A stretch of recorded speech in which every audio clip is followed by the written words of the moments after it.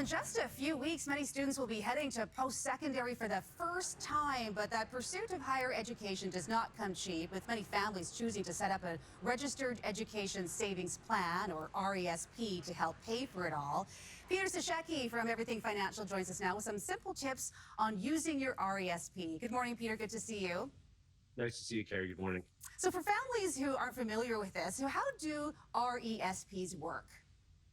Well, it's you're putting in money, and the government's giving you a 20% bump, basically, with the Canadian Education Savings Grant up to a maximum. The government will give up to $7,200 over the life of the plan.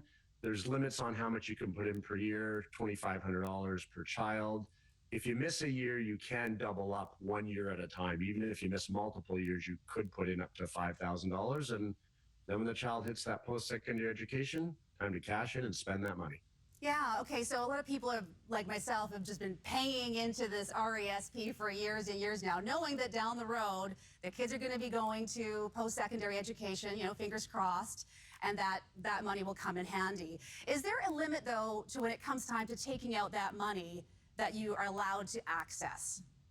You bet there is. In the first go at university education, that first year, in the first 13 weeks, a full-time student can take out $5,000. A part-time student can take out $2,500, and that's just over the first 13 weeks.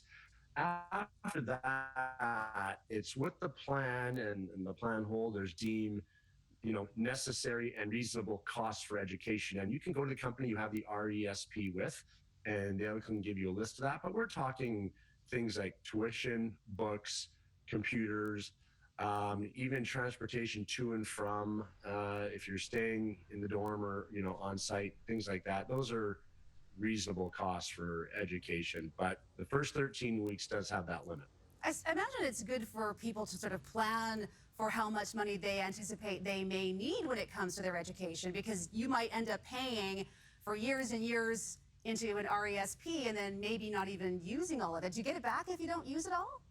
Well, you can get it back. The owner, like take you for instance, the parent can transfer up to $50,000 to their own RRSP if they have the room. But there's also a huge length of time that you can take this money out. So when you have more than one child, look at the family RESP, way too many acronyms this morning, but you could move money from one child to the other. So say the first child goes to school, very limited, maybe they do a smaller program at a college or something for 2 years, but the second child looks like they're going for the bachelor's, the master's, the PhD, and they might be in school for the next 10 years.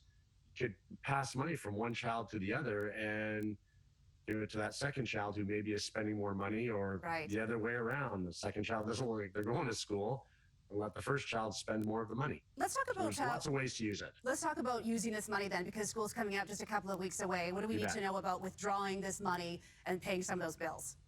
Well, you have to get the registration done at school, get the calendar, get the enrollment documents, and go to your RESP company and submit the paperwork. Now, I can pretty well guarantee with you, every registered financial planning company will have some administrator. I know we have a Jenny who is amazing at processing the paperwork and will have you get it in order. But this is why we did this segment today, Keri. Start working on that now, because it will take you a few weeks to put everything in order. Your kids are right now registering for that first year or second year at post-secondary.